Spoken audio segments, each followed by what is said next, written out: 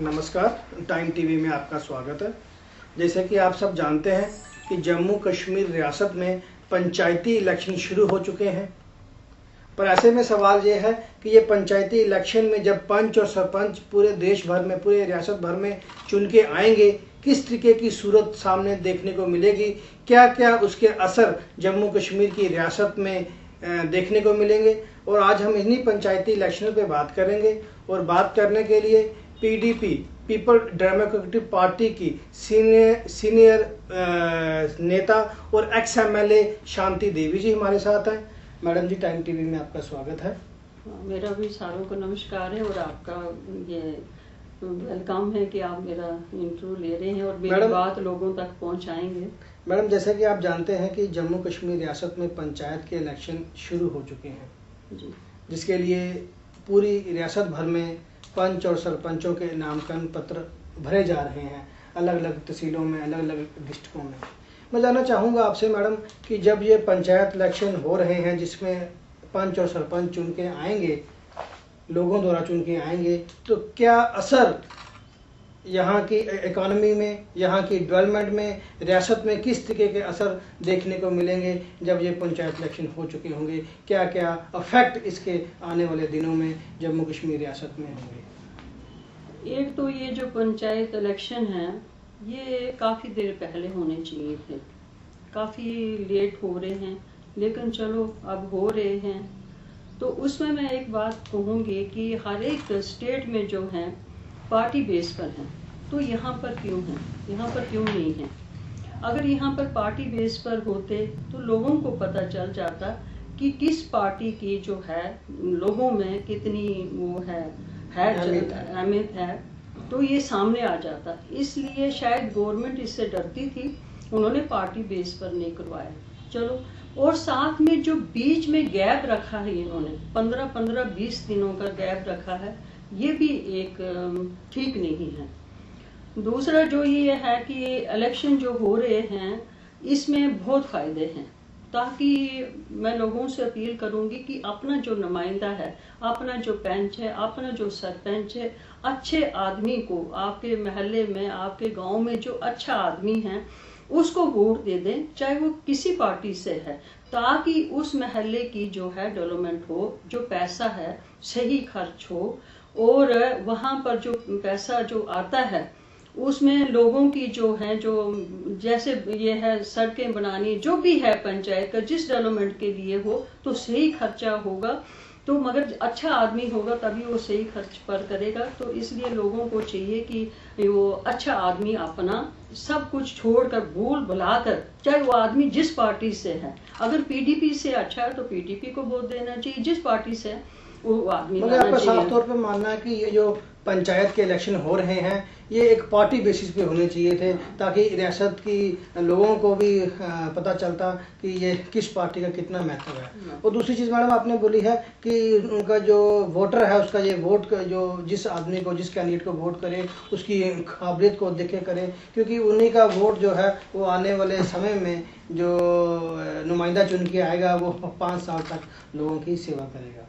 दूसरा ये है कि जो महिलाएं हैं, काफ़ी मेरे हर जगह मैं फ़ोन कर रही हूँ, कांटेक्ट है मेरा, और जो महिलाएं काफ़ी बढ़ चढ़ कर हिस्सा ले रही हैं। इस बात की मुझे बहुत खुशी है कि महिलाएं आएंगी, वो सब जो है समझती हैं कि कहाँ पर क्या हो रहा है, और जो पैसा है वो सही खर्च होगा और उसमें कोई करप्शन की तो बात ही नहीं है। तो इस बात की बड़ी खुशी है। तो मुझे उम्मीद है कि कॉर्पोरेशन के इलेक्शनों में भी जो 50% जो है वो महिलाओं को टिकट देनी चाहिए, 50-50 हो तो बहुत ही अच्छी है,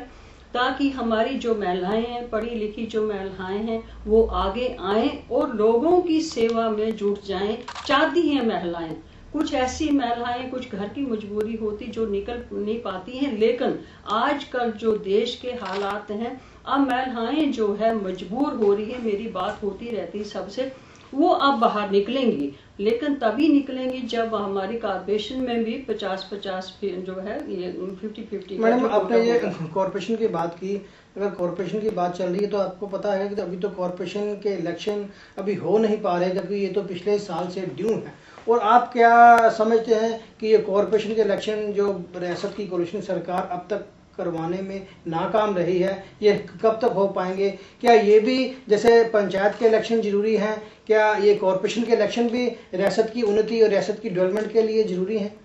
बहुत जरूरी हैं, लेकिन सरकार सब में डर रही है, पंचायतों में डर रही है, सरकार फेल हो चुकी है, वो कॉरपोरेशनों में भी डर रही है कि अगर हम इलेक्शन करवाते हैं तो यहाँ अगर हमारी पार्टी नहीं आती तो उनके जो है वो पोल खुल जाते हैं, वो ओपन हो जाते हैं कि उनका क्या जम्मू कश्मीर हमारी जो स्टेट है उसमें क्या है, क्योंकि जो गवर्नमेंट है यहाँ की बिल्कुल फेल हो चुकी है, हर इसमें सतह पर गवर्नमेंट जो है फेल हो चुकी है। अच्छा मैडम, हम पंचायतों इलेक्शनों की बात कर रहे हैं, इसी में एक बड़ी अहम और बड़ी इंपॉर्टेंट चीज़ मैं आपसे जानना चाहूँगा। जैसे कि आप भी जानते हैं पिछले दिनों असेंबली में भी इस पर बड़ी गर्मा गर्मी रही कि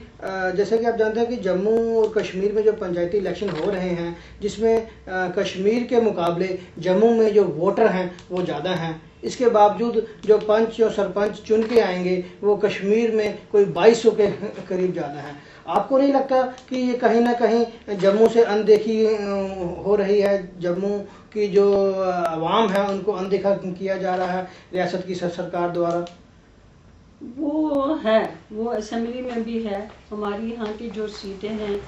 वो कम हैं, श्रीनगर की ज़्यादा हैं, लेकिन 2026 तक इसमें कुछ नहीं हो सकता है। 2026 के बाद है जब दोबारा फिर ये शुरू हो जाएगा तो उसमें बराबरी आ जाएगी और उसमें ये जो है जम्मू के लोगों के साथ जो समझते हैं भेदभाव जो है तो ये दूर हो जाएगा। नहीं मैडम, मैं असेंबली इलेक्शन की बात नहीं कर रहा, मैं ये जो अपना पंचायत के इलेक्शन हो रहे हैं इनकी बात कर रहा हूँ। इनके जो आंकड़े अभी आए हैं रियासती सरकार द्वारा जो आंकड़े दिए गए हैं, जिसमें 2100 के करीब जो है पंच वो कश्मीर से ज़्यादा होंगे, मतलब कि जम्मू से, बल्कि जो कश्मीर में जो वोटर हैं वो कम हैं और जम्मू में ज़्यादा हैं। तो इसमें लगता है कहीं ना कहीं गलती रियासत की सरकार की रही है, कहीं ना कहीं अनदेखी हुई है जम्मू के साथ। आप इस बात को मानते हैं? नहीं, इस बात को मैं मानती हूँ, और ये जो है अनदेखी है या जो गलती है उसको जो है आगे सुधारना चाहिए और ये जो गलती हुई है उसको दूर कर देना चाहिए, ताकि जम्मू को जो है वो भेदभाव की बात आती है वो दूर तभी हो सकती है जब इसको दोबारा अच्छी तरह से देखा जाए तो वो हो सकती। अच्छा मैम, एक चीज़ और अहम मैं चीज़ जानना चाहूँगा, जैसे कि आपने देखा कि ये पिछले ही काफ़ी समय से रियासत की जो सरकार के ख़िलाफ़ ये आवाज़ उठ रही थी कि जो पंचायती इलेक्शनों में जो पंच सरपंच चुन के आएंगे उनके अधिकार भी देश के दूसरे हिस्सों में जो पंच सरपंच हैं उनके और इनके अधिकारों में फ़र्क है, जिसके लिए वो 73-74 में अमेंडमेंट करने की बात बोल रहे थे। और इसके लिए रियासती सरकार ने कोई 3 टायर की जो घोषणा की है, तो जरा चंगो क्या उसमें कुछ फ़र्क पड़ेगा? क्या उनके अधिकार जो पंच सरपंच आएंगे उनके अधिकारों में कुछ फ़र्क होगा? इसमें मैं कुछ नहीं कह सकती हूँ, क्योंकि सरकार जो है कहती कुछ है और करती कुछ है,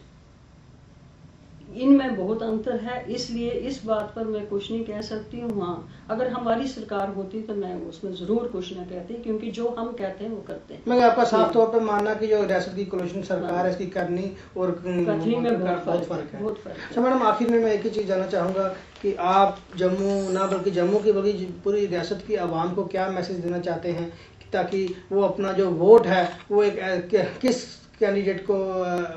दें ताकि उनका आने वाला जो भविष्य है, उनके आने वाला जो इलाका है उसमें अच्छी डेवलपमेंट हो पाए, ताकि अच्छा कैंडिडेट आए सामने? मैं तो यही एक दूंगी लोगों को कि अच्छा कैंडिडेट को वोट दे दें, चाहे वो जिस पार्टी का हो। हाँ, जम्मू में भी मैं लोगों को एक हाथ जोड़कर विनती करूंगी कि अगर वो पीडीपी का है तो उसको पीडीपी को भी नहीं हिचकाएं, नहीं उसको वोट दे दें, चाहे जिस जो अच्छा हो, जो अपने महल्ले में है। मगर बस आप तो मानना है कि जो लोगों के साथ जुड़ा हुआ आदमी है, हाँ, जो लोगों की भावनाओं को जानता है, इलाके के साथ जुड़ा है, उसी कैंडिडेट को वोट दें ताकि उनका आने वाला जो समय है वो सही निकले और उनका वोट का वो सही इस्तेमाल हो। मैडम, आज हम अपनी बात को यहीं खत्म करेंगे। आपने अपना समय दिया, पंचायती इलेक्शनों पे बात की, और ये थे शांति देवी जी, सीनियर लीडर हैं, एक्स MLA हैं, जिन्होंने अपनी बात रखी और जिनका साफ तौर पे ये मानना है कि जम्मू कश्मीर में जो रियासत में जो पंचायती इलेक्शन हो रहे हैं